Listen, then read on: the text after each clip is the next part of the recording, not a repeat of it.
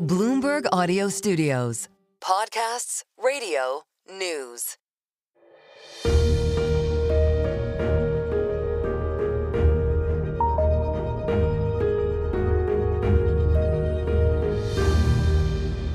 This is Wall Street Week.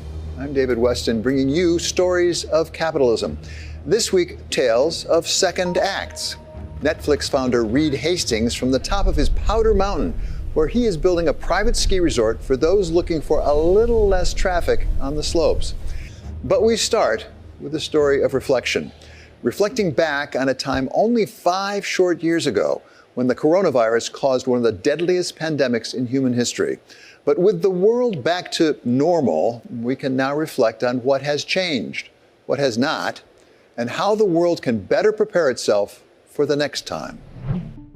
I have decided to take several strong but necessary actions to protect the health and well-being of all Americans. We have issued guidance on school closures, social distancing, and reducing large gatherings.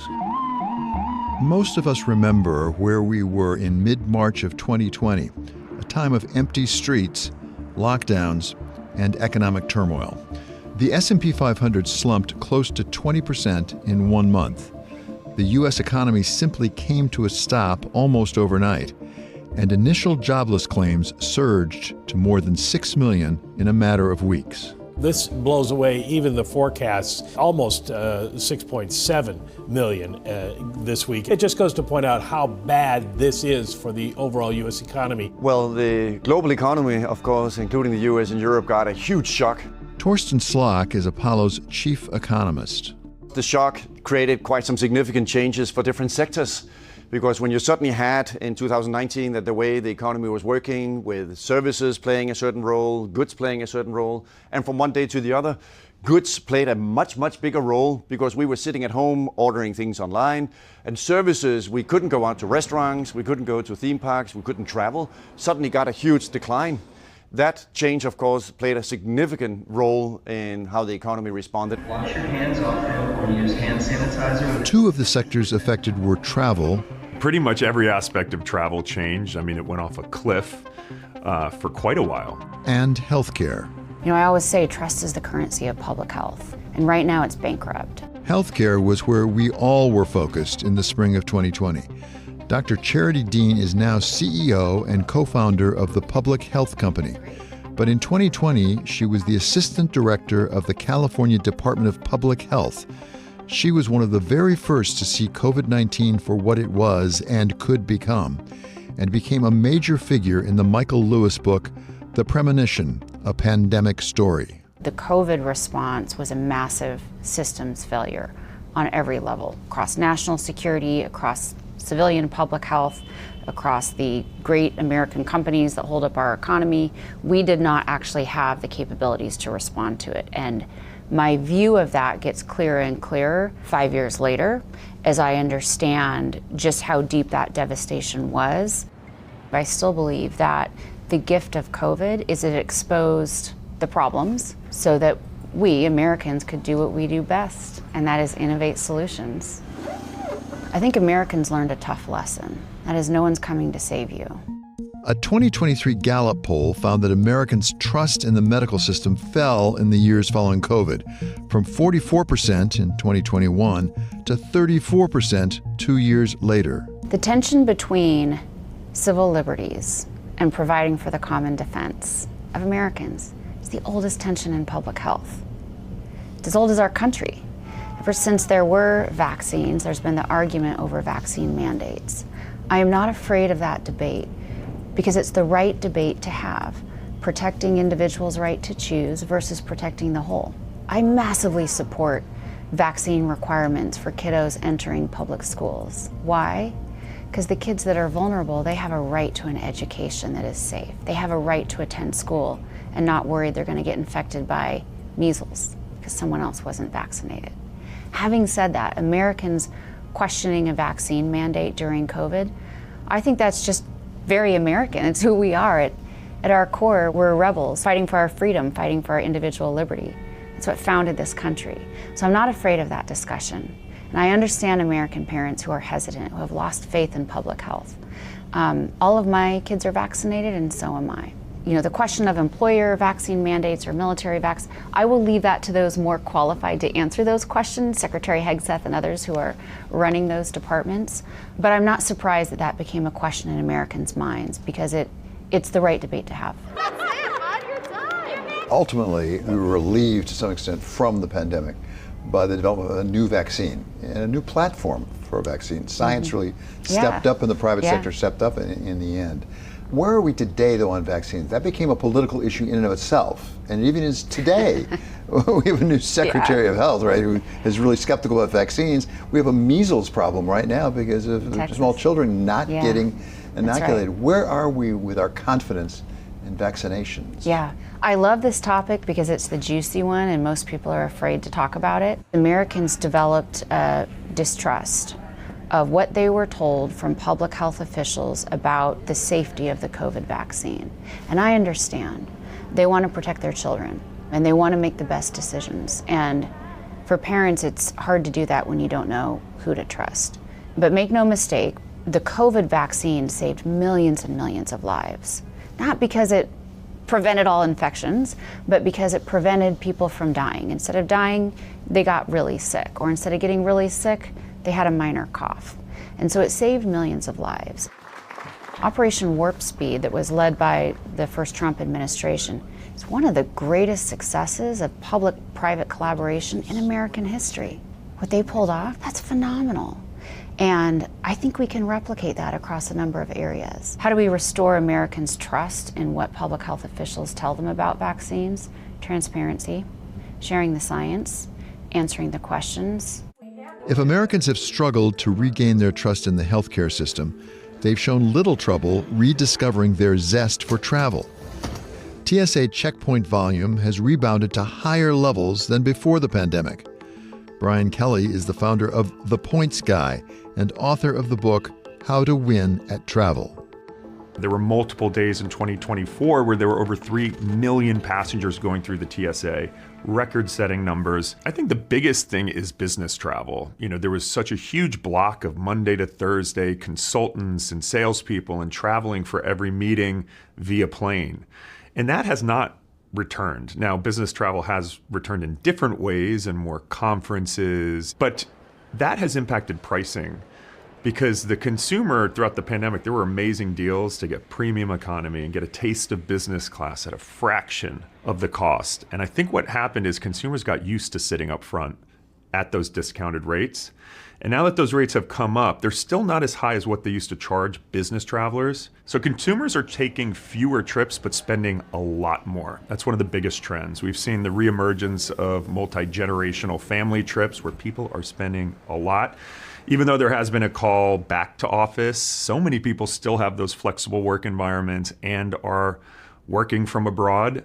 So while traditional business travel has not bounced back at the same levels, it just looks different these days. While the pandemic changed the way the consumer traveled, it also changed the way companies operate, such as hotels. Many mid-tier hotels have gotten rid of daily housekeeping and gotten rid of room service and stocking minibars. You know, originally those were cut in the name of safety, but I think a lot of that is actually out of cost cutting. A lot of the industry saw an opportunity to cut back on their services that they offer and get consumers used to it. You know, at the highest end of luxury, there has been pushback. And, you know, from my experience staying at ultra 5-star hotels, things are even better pre-pandemic. But in that 3- and 4-star hotel, they have gotten consumers used to not getting daily housekeeping, or at least having to request it in the name of safety. And it has shown the hotel companies are doing incredible. They're all growing at rapid rates. Kelly says the growing push to require workers to return to the office will only help business travel. But Slock warns there's still a long way to go. If we go back 5 years, almost all of us were working from home, something that I don't know we'd thought about before. How much did it change the working patterns and the uses of offices and getting together in the office place? And this is really important today, in particular for commercial real estate and office, including here in Manhattan, because There are studies by Nick Bloom, who is a professor at Stanford, who shows that today, if you look at the data, we still only have 50% of the work week, meaning and the office relative to what we had in 2019. So that's another way of saying that when you measure how many people swipe their cards going into office buildings, not only in Manhattan but across the country, you have that we are still only at an occupancy rate on a weekly basis that is 50% of what it was in 2019. And that has had implications for if we don't come as much into the office, of course, then we don't go and eat lunch in the middle of the day. We don't at the same time commute. Therefore, we don't use public transportation. So measures of public transportation, including in New York City, are still only, for example, subway usage is only around 2/3 of where it was in 2019. So working from home has definitely changed in a lot of different ways. And there's also a huge blossoming academic literature about, does that mean that productivity is lower, or does it actually mean that productivity is higher? Whether working from home is more productive or less productive, it does affect employment in all the businesses ancillary to the office building. So there are employment ramifications of working from home. Absolutely, and that's also why you have seen a shift also on a sector basis there, that there's still some challenges exactly in everything. If you used to buy something when you drove to work, then people just now are at home all day long and they're not having lunch. They're maybe not shopping the same patterns they did before. Maybe they buy things more online, which is exactly what all the trends are showing. It is the case also that now it's more possible for people to get a job remotely. So that's why if you look at some of the job openings, they have been putting more in the postings, that there is much more significant now number of job postings that's asked for. This job can also be done remotely. But it wasn't just different sectors that were affected in different ways. It was different countries too. I would say there was just a good old-fashioned policy mistake. Sweden was the odd man out during the pandemic. And that is where we turn next. From New Zealand to Sweden, countries pursued very different strategies in responding to the pandemic. Where has that left them 5 years later? That's next on Wall Street Week.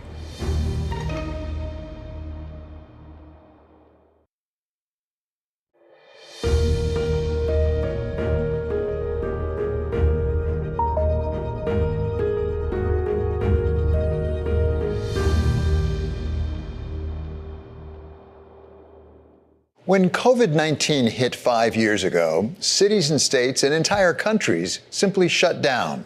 Schools, businesses, public events, but not every government took the same approach. Some went a very different way.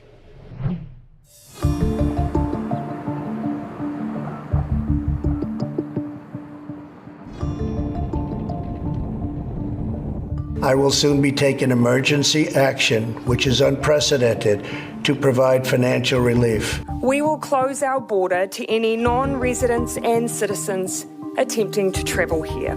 We are not telling people to stay indoors. Torsten Slok is Apollo's chief economist. Looking back on it, can we see that one worked better than the other? Well, I do think we can conclude now. Of course, we all had to make sure that health was the number one priority. But there were certainly also different countries, including New Zealand and Sweden, that also took different approaches and therefore ended up having also different outcomes. And it has generally been the case today, now that we know that the pandemic, quote unquote, only lasted for a somewhat limited time, that it did turn out to be a better situation to have allowed more flexibility and not be so rigid in terms of what the health restrictions were. Sweden is one that took that less restrictive approach, avoiding lockdown measures and letting people decide for themselves, an approach that was ridiculed around the world.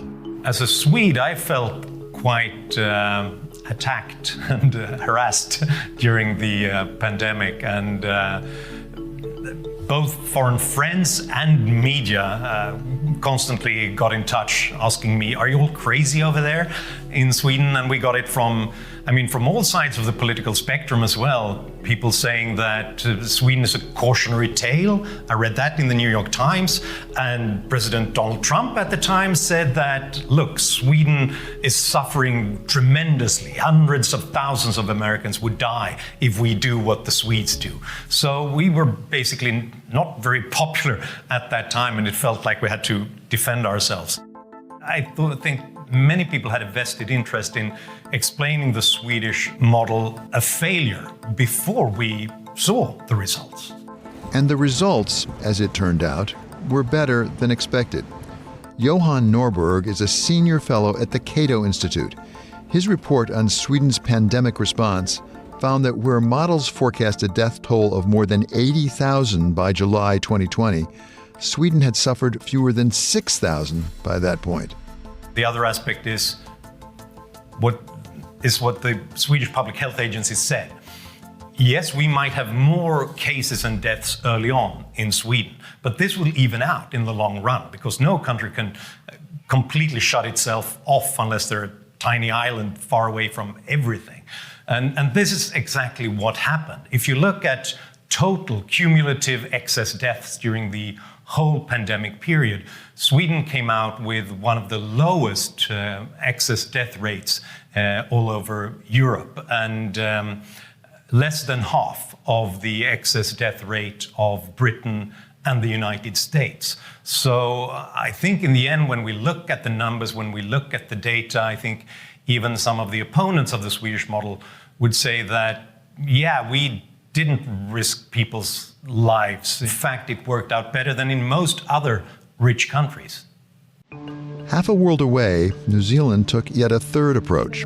It locked down its borders and implemented strict lockdown measures to avoid community transmission, suffering just 25 deaths from COVID in 2020. But it meant the country was effectively shut off from the rest of the world. Sharon Zollner is the chief economist for New Zealand at ANZ Bank. It was chaos when COVID first hit, of course, like it was everywhere, massive uncertainty about what was going to happen. We saw a crash in business confidence. We saw monetary policy ease dramatically. And of course, we had the wage subsidies rolled out very quickly. Of course, inevitably, it was a bit slapdash, but I think probably the single biggest forecasting mistake we all made, the government, the Reserve Bank, private sector, was underestimating just how effective those wage subsidies were going to be. Essentially, we were thinking of COVID as primarily a big negative shock to demand, that it was going to destroy confidence, that we were at risk of a depression. And of course, the GDP numbers were all over the place. You hit pause on an economy and you get crazy things like GDP falling 20% in a quarter. But what we learned ultimately was that those numbers didn't mean anything. All our models saying if GDP does this, then house prices will do that, or GDP does that, this will happen to employment, they all broke immediately, of course, because this wasn't a normal slowdown in GDP. It was an artificial stop, and then a restart, and then a stop, and then a restart. The data, of course, was pandemonium, and it's easy with hindsight to spot the mistakes that were made. But essentially, it boils down to diagnosing COVID as primarily a demand shock. It was not. It was primarily a supply shock once you take into account the wage subsidy. So essentially, people were sitting at home. They figured out that their jobs were safe. They worked out that they were very bored, and that interest rates were the lowest we've ever seen. The housing market started to take off. And everyone went internet shopping. And we saw, as well as just a surge in demand, we saw a big substitution from services to goods. So you couldn't go on holiday to Fiji, so you got a spa instead. New Zealand spent close to $20 billion between 2020 and 2021 in a wage subsidy program that supported 47% of its jobs. The first lockdowns were incredibly expensive, of course, for fiscal policy, but they were hugely successful. They bought us a year of normality that other economies didn't have. But I would say there was just a good old-fashioned policy mistake from fiscal policy and monetary policy. If you look at fiscal policy, other countries also went all out with the wage subsidies and a big surge in spending, but then they wound it back very quickly. We didn't. We didn't have to, because our government debt was very low to start with in an international comparison. We also had a left-leaning government. They had pre-funded using that large-scale asset program, so they had money sitting there saying, what shall I do with this? And they had a very, very ambitious reform program in a whole lot of areas, nothing to do with COVID. So the fiscal policy remained extremely expansionary for years. So at the same time that the private sector demand was very, very strong because of the super low interest rates. And so we had pro-cyclical fiscal policy. We had monetary and fiscal policy ultimately working against each other. Once, monetary policy is a lot quicker to turn. And so the Reserve Bank's like, oops, okay, inflation's an awful lot higher than we thought. The economy is actually a lot more overheated than we thought. We need to change direction. Fiscal policy is a much, much slower ship to turn, even if all your weight's on the wheel, and it wasn't. So essentially for quite a long period, you had monetary and fiscal policy working against each other. Of course, we've had a doozy of a recession. We've had a very large recession last year. So fiscal policy has also started to turn, but we're still forecasting deficits on all the metrics for years to come. So essentially, the main difference between the economy before COVID and now is that our government debt has broadly doubled. So it still looks quite reasonable in an international comparison, but our entire country is built on a fault line. There's nowhere in New Zealand that is really safe from that risk. And then we've got, more extreme weather happening as well. And we've got an infrastructure deficit. We've got an ageing population, like everywhere. So we've got some significant medium-term fiscal challenges. COVID eventually did break through New Zealand's borders in early 2022, and the death toll spiked, just as other countries like Sweden were emerging from the worst of it. Sweden is a small and very trade-dependent country, so when the rest of the world suffers and locks down, the Swedish economy suffers too. But the decline in Sweden was much more shallow than in other places, and the recovery was much quicker. Interestingly, when we looked at the end of 2021, where economies were compared to the forecasts before the pandemic, then we could see that by the end of 2021, the world economy was 3% smaller than forecasts had expected. The euro economy was a bit more than 2% smaller. The US economy was 1.2% smaller. The Swedish economy was actually 0.4% bigger than the forecasts from the OECD and the IMF expected before the pandemic.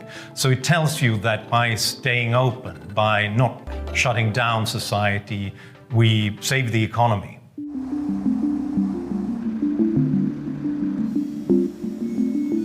In the end, it may be hard to be sure which of the range of approaches worked better than others. We'd all rather forget about the pain and uncertainty of 5 years ago, which may make it hard to anticipate the next one and know which way to go. During the pandemic era, we had more attention paid to Sweden than ever before, I think. And I was constantly asked about what was going on in Sweden. But afterwards, not a sound. Very few got in touch to see what actually happened. And you're actually one of the few media companies who get in touch to think about, okay, we all thought that Swedes were crazy and that everything was going to the dogs. Now, 5 years later, what really happened? You would think that that would be of interest to people, but it seems like we just want to forget and move on. More bad, spooky stuff is possible today than ever before, but so is the tooling. I am surrounded by a tribe of people, public servants, some of whom are in government, some of whom are out of government, who are working on building those solutions today for defense, for health security, for intelligence, and I am ever full of hope. Coming up, we tell the stories of two very different second acts from highly successful CEOs, starting with Netflix founder Reed Hastings, and how his quest for smaller crowds on the ski slopes led him to buy an entire mountain.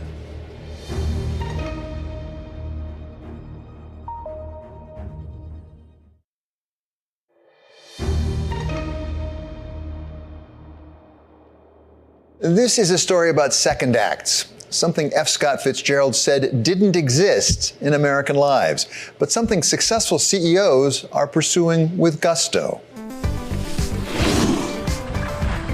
Every year, tens of millions of people flock to hundreds of slopes across the country to satisfy the leg workout they crave all summer long.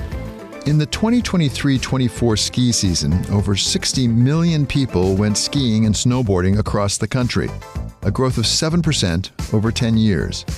And as the sport has become more accessible through multi-mountain passes, and climate change shortens the length of the ski season, more experienced skiers and snowboarders are craving exclusivity. And there's 5,000 acres through here. Something Reed Hastings decided to do something about. We're at Powder Mountain. It's 10,000 acres of skiing, one of the largest resorts in the world.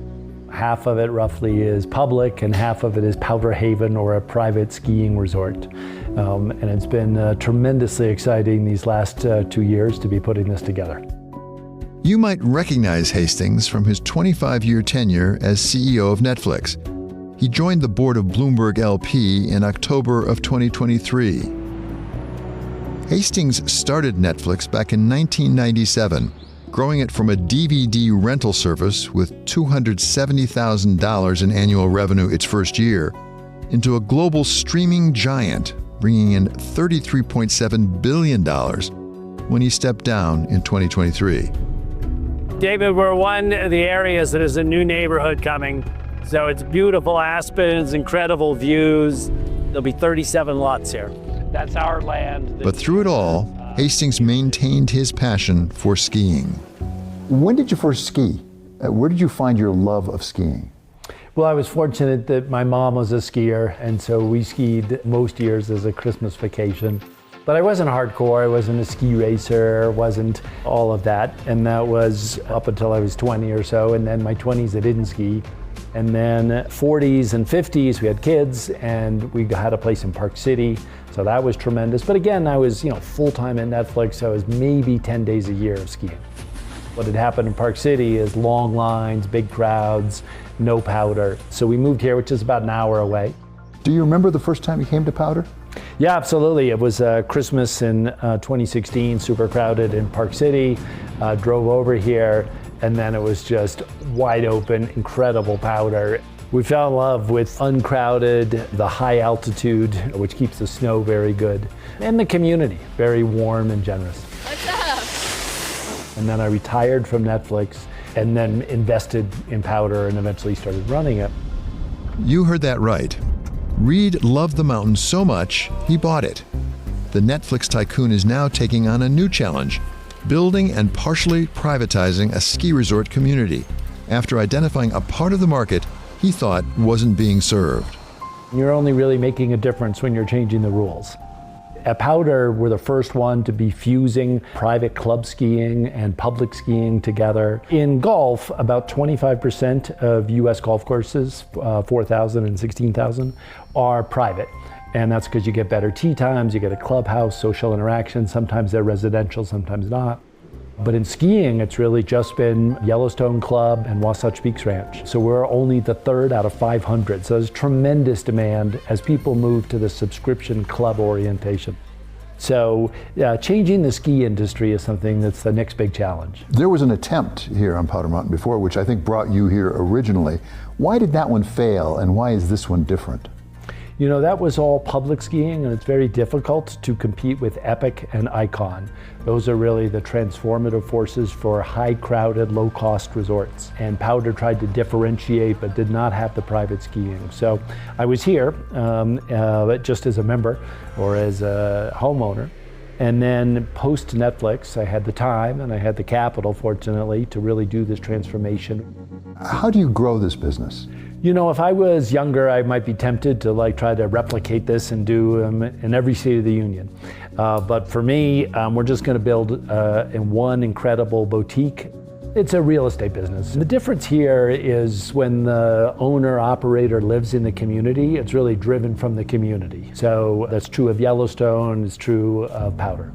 We're building up the clubhouse and the club restaurants and building a lodge and doing other things to make it so you can spend a long time. Hastings has a real estate team devoted to the mountain, the first phase of a 5 to 10 year project. We're really upgrading everything. We expanded land to be able to fit both a fantastic private skiing experience. And private skiing is 600 families get to enjoy 5,000 acres. I mean, it's fantastic. You know all the people on the lift because of the clubbiness. There's untracked Powder days after the last storm. It's fantastic. And then also to have a really vibrant public resort. And we're building that up over the next 5-10 years, and really to make Powder a sense of curated beauty where art plays a major role. And so it's the crossover of people who are enhanced and inspired by art, as well as love the adrenaline of skiing.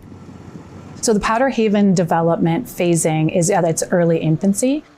Although Powder Mountain has been around for over 50 years, this private portion of the development is really quite new, and we are just starting releasing those units and those lots right now. Brooke Hauntz is the Chief Development and Construction Officer at Powder Haven, the exclusive private ski-in, ski-out community at Powder Mountain. Powder Mountain caters to all types of skiers and snowboarders, from first-time skiers through expert, who have a passion and an enjoyment of really the sport in its kind of more natural forms. Because currently on the mountain, we have not a lot of amenities, and it's more of a natural, what skiing used to be. And what a lot of people, particularly those with mega passes, say, that's what I love about skiing. So people that buy into Powder Mountain as part of the club will be able to share their homes with others through an internal rental program. And so if you're a guest or an owner at Powder Mountain, you would be able to rent or take part in a lease program with other owners. But otherwise, no, the membership is closed. Taking Powder private, even in part, has not been without controversy, with one snowboarder who's used the public resort for years telling The Hollywood Reporter that, quote, "What is happening at Powder Mountain is awful because of the partial exclusivity." Are you losing any skiers who really miss the pure public part of it? Probably. It's inevitable that as we change and add private, it's going to lose some. But we've made a big effort to really embrace, to increase compensation for all the employees, open up inexpensive night skiing. It's $19 to ski from 4 to 9 p.m., super popular, in the local high school, that kind of thing. So, we're making big investments in staying accessible and open for people. And other longtime Powder skiers like Larry Wolf say it's worth it. I think it's a win-win. He's made a lot of improvements that I'm very pleased with. For example, he said he was going to put in 4 new lifts in a year, and he put in 4 new lifts in a year. So we now have access to terrain that was only typically available through a cat skiing or skinning. The alternative being owned by large corporations or owned by people who don't get it would ruin the place, and I think he gets it. And it keeps the flavor and the spirit of Powder Mountain alive. The opportunity here is so different and unique. Not only are we at a slightly different price point than other private skiing, our skiing is more massive in terms of sheer magnitude of acreage, but we also have a wide variety of ability levels. And you're at the top of the mountain almost all of the day versus continuing to return to the bottom. So every time you finish your day or start your day, you're doing that at the top to see sunrise and sunset. I think the inclusion of the art installation and how unique that is in the world of skiing and resort makes us more creative and hopefully interesting to people. That type of creativity ultimately reflects Hastings. From media mogul to ski resort oracle, he has drawn from his past life to pursue his second act, this time without the same pressure to maximize the bottom line. But we don't want to be cookie cutter. You are investing a lot, capital investment into lifts, facilities here and things like that. How does the money flow? How do you cover that cost? Well, when I think about it, I think of sports teams, and I think of Steve Cohen with the Mets, or Ryan Smith with the Jazz, or my friend Steve Ballmer with the Clippers, and that's big money. In comparison, it's not so much, not as big an investment, but I think it's similar.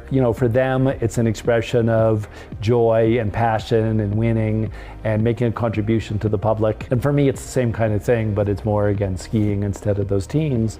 And then we make money by selling season passes, and we make money by selling real estate. Those are the 2 big revenue generators. The value in the long term is unclear because other ski mountains haven't had that same track record. But I would say we're investing, to really make it a spectacular community experience. So obviously, when you built Netflix, it must have been all-consuming. Does this engage you to the same level? Are you as consumed with this as you were with Netflix? You know, it's different muscles. Netflix was super analytic, super internet scale strategy. This is more about caring and intimacy and making people feel good and boutique. So it's a different skill set. That's kind of, I think, what makes it fun. I wouldn't want to go back and try to do another high-scale internet company. How am I ever going to do better than Netflix? So this is in a completely different realm. Do you have the same sense of purpose about Powder Mountain as you did about something like Netflix?